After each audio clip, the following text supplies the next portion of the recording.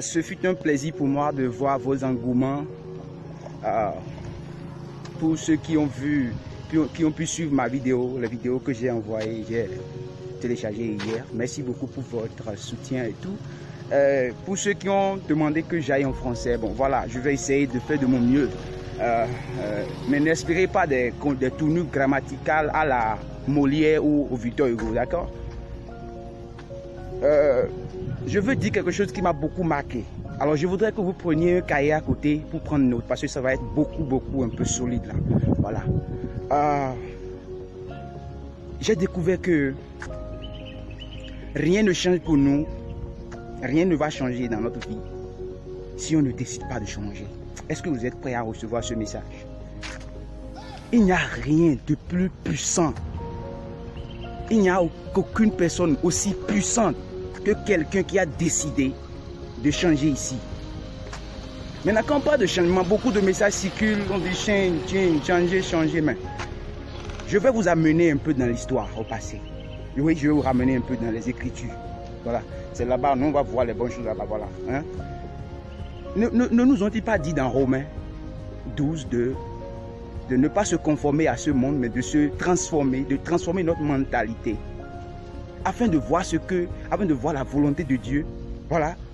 En fait, nous sommes des chrétiens, mais il y a une question qui se pose à côté de notre chrétienté. Donc, vous allez prendre un cahier, je vais faire un peu je vais briser un peu certains mots. Qu'est-ce qu'on dit par ne vous conformez pas? Prenez le mot conformer, ça veut dire quoi? C'est deux mots c'est une construction grammaticale. Conformer, ça veut dire connecter à une forme. Oh les amis, se conformer, c'est se connecter à une forme. C'est-à-dire quand on se connecte là, ça veut dire qu'on est connecté. Il suffit, si on ne se déconnecte pas, on est toujours là. Ça veut dire quoi? Ne nous connectons pas à la forme que ce monde a pris. C'est-à-dire ne nous connectons pas aux environnements dans lesquels nous sommes, à faire les mêmes choses comme les mêmes personnes, à ouvrir Mobile Money parce que notre frère aussi a ouvert Mobile Money. Ça c'est la conformité. C'est pourquoi on dit conformer, connecter à la forme. Maintenant on parle du mot, prenez le mot transformer. C'est aussi une construction grammaticale. Qu'est-ce que veut dire transformer? C'est deux mots ensemble. Il y a le mot trans et former encore. Trans veut dire l'habileté, le mouvement de déplacer quelque chose d'un point A à un point B. C'est d'où le mot transport. Déplacer quelque chose d'un point A à un point B. Maintenant, on dit de transformer votre mentalité. Ça veut dire quoi? Vous avez une mentalité stagnante actuellement. On vous demande de le transporter de cette forme que vous avez actuellement à une autre forme. Ce n'est pas pour rien le mot transformer a quitté le mot grec qui veut dire métamorpho, qui veut dire quoi? Métamorphoser. Prenez une autre forme. Si vous ne me croyez pas, allez demander à maman si c'est votre forme actuelle que vous avez quand elle vous a mis au monde. Demandez-lui ça.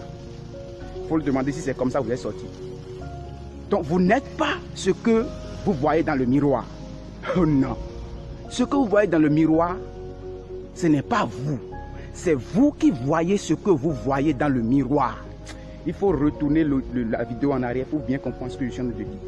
Ce que vous regardez dans le miroir, ce n'est pas vous. Vous êtes dans ce que vous avez vu dans le miroir. Vous n'êtes... Ah là là. Il faut transformer, bouger votre forme actuelle vers une autre forme. Et là, vous allez voir que la volonté de Dieu n'était pas quelque chose que les écoles nous ont dit d'avoir. Oui, j'allais venir là aussi. Je vous rassure que c'est choquant. C'est une vérité blessante que beaucoup d'entre nous n'avons pas la volonté, l'habitude de vouloir dire. Mais je vais le dire ça aujourd'hui. Voilà.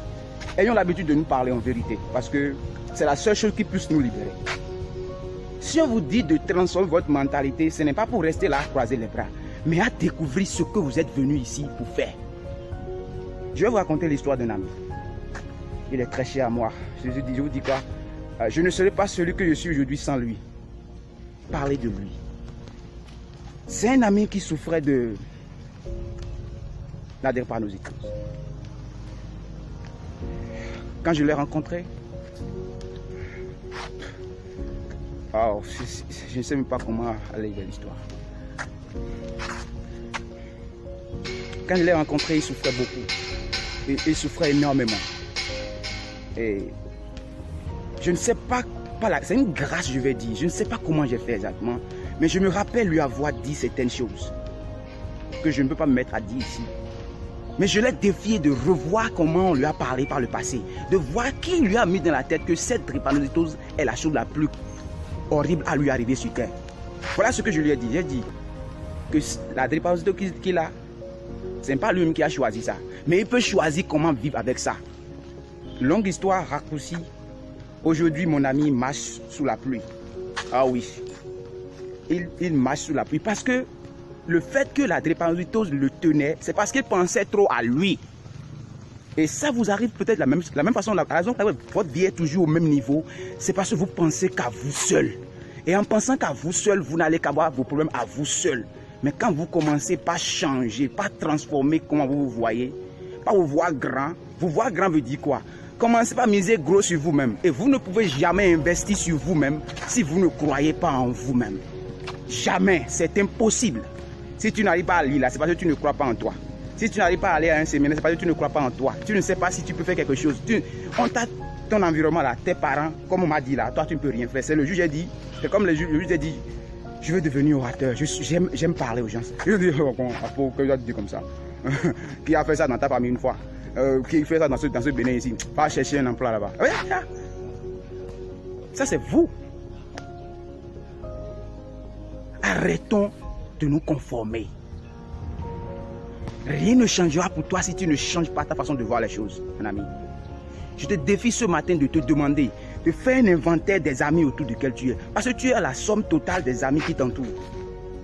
Si tu vois que tu triches avec ta femme aujourd'hui, si tu vois que tu sautes de fille en fille, si tu vois que tu n'as pas un seul homme, tu es un menteur, tu es un voleur, tu es un arnaqueur, cherche autour de toi. Tu vas voir que tes 5 meilleurs amis là sont des arnaqueurs.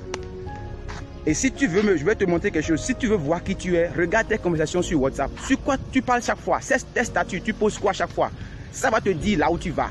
Et si tu n'arrives pas à te conformer en transformant ta mentalité, en envoyant de nouvelles informations dans ta vie, tu vas passer à côté de la volonté de Dieu et tu vas juste passer. Et je vais vous dire ceci. Comme je l'ai dit hier, la chose la plus tragique sur terre n'a jamais été la mort. Mais c'est la vie sans savoir pourquoi on est venu ici. Alors pourquoi tu es venu? Cette question ne te l'a jamais posée. Même si on te l'a posée, on ne te l'a pas posée de la sorte ou tu n'as pas entendu de cette forme. Mais une chose est sûre, tu ne seras jamais heureux en restant la même personne. Parce que quoi, pour finir, je vais dire ceci. Pour voyager à l'intérieur, il faut bouger de l'extérieur. Et ce n'est pas parce que tu as changé de vêtements que tu as changé ta vie. Changement de vêtements n'est pas égal à changement de vie. Changement de femme n'est pas égal à changement de vie. Changement de maison, non. Tu peux changer tout ça là et rester encore la même personne. Et répéter les mêmes histoires, tomber dans les mêmes problèmes et avoir les mêmes amis et mourir de la même façon avec les mêmes personnes, enterrés dans le même cimetière que les autres, avoir le même, funérailles et partir de la même façon, comme le système nous a conditionnés à mourir de la même façon. Je ne te souhaite pas ça. Agréable journée à vous. C'était Apollinaire Apostolique Kékéré, l'enfant chéri de Dinanan. Je vous aime très fort. Merci beaucoup.